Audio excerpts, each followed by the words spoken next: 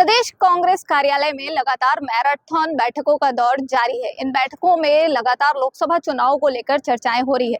कौन प्रत्याशी हो सकता है, प्रत्याशी अगर है तो उनके लिए क्या मापदंड होंगे और साथ ही किन नेताओं से आग्रह किया जा रहा है, तमाम चीजों को लेकर बैठक जो है वो चल रही है और अभी भी इस पर विचार और मंथन किया जा रहा है। छत्तीसगढ़ में कांग्रेस प्रदेश चुनाव समिति की मैराथन बैठक मुख्यालय राजीव भवन में हुई।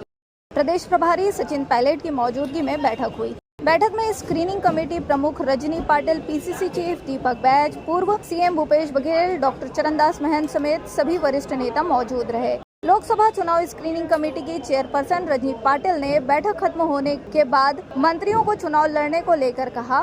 भूपेश बघेल पूर्व मुख्यमंत्री हैं, उनसे हमने आग्रह किया है कि 3 से 4 दबंग नेताओं को चुनाव लड़ना चाहिए।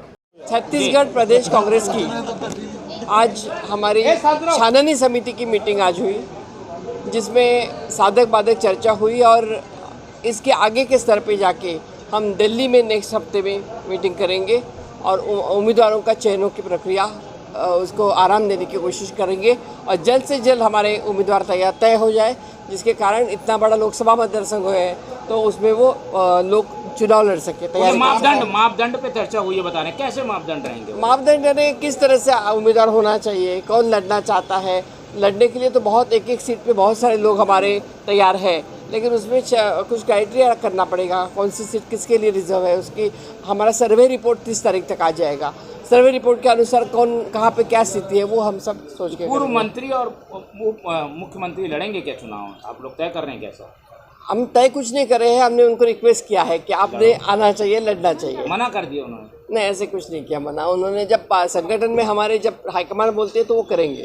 देखिए ऐसे है कि मुख्यमंत्री रह चुके हैं तो उनको लड़ने के लिए तो आग्रह करेंगे सब लोग। ऐसे 2-4 अगर दबंग लोगों को हमने अंदर उनको नीचे लिया तो हमें लगता है कि चुनाव के लिए रंगत आ जाएगी और हमारे लोग अच्छे से चुनाव लड़ पाएंगे। लेकिन आगे क्या होता है वो हमारे संगठन की मीटिंग में जब होगा तो तय होगा। अभी यहाँ युवा की मीटिंग चल रही है, वहाँ पे वही बात होगी, तो युवाओं को भी न्याय देंगे, महिलाओं को भी न्याय देंगे और राजीव गांधी जी की जो न्याय यात्रा है उसके अनुसार हम काम करेंगे। जो स्क्रीनिंग कमेटी के चेयरमैन और सदस्य हैं, उन्होंने प्रदेश कांग्रेस कमेटी के तमाम अलग अलग जिलों के हमारे नेता, पूर्व मंत्री, प्रदेश इलेक्शन कमेटी के सदस्य, उन सबसे गहन चर्चा करी है और लोकसभा चुनावों को लेकर जो उम्मीदवार हैं और किन लोगों को आगे नाम प्रस्तावित करना है उस पर चर्चा हुई है।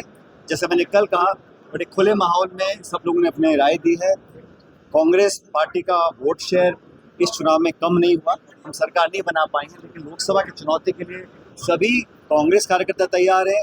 और आज जो हमारी यूथ कांग्रेस की प्रदेश की कार्यकारिणी है उसकी मीटिंग हुई है, उसको सबने संबोधित किया है।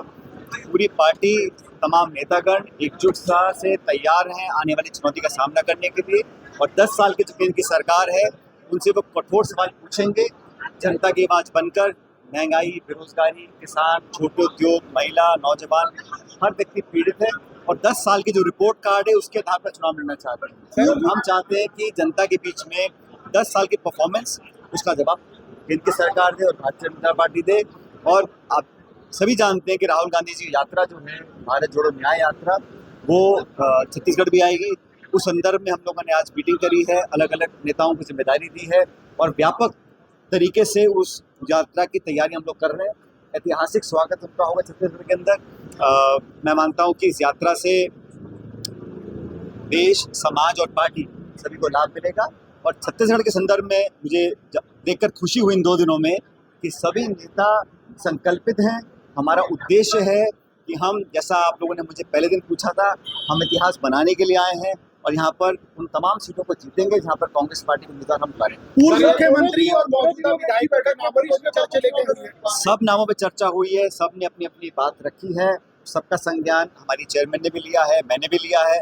तो अखिल भारतीय कांग्रेस कमेटी अगले हफ्ते 10 दिन के अंदर दिल्ली में चर्चा कर नाम को शॉर्टलिस्ट करेगी और हम सब चाहते हैं कि इस बार जो लोकसभा के उम्मीदवार हैं उन लोगों के नाम हम समय रहते डिक्लेयर करें ताकि प्रत्याशी को उतने बड़े इलाके में अपना प्रचार करने का पर्याप्त समय मिले। नेता छोटे बड़े नहीं होते, नेता वो है जो क्षेत्र में उपयोगी हो और पार्टी को जीत दिला सके।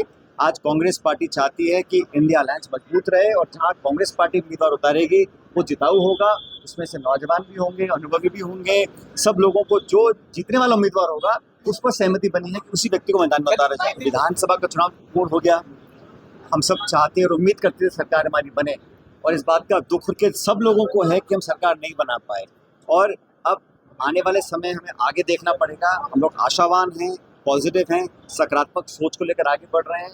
और अगर किसी जिले में, किसी विधानसभा क्षेत्र में कहीं छोटी मोटी घटना भी है, उसका समाधान ढूंढकर नए सिरे से आगे बढ़ेंगे। अब समय है मजबूती से, एकजुटता से आगे बढ़कर चुनाव लड़ने का, और विधानसभा चुनाव में जो हम कमियां रह गई थी उसको पूरा करेंगे।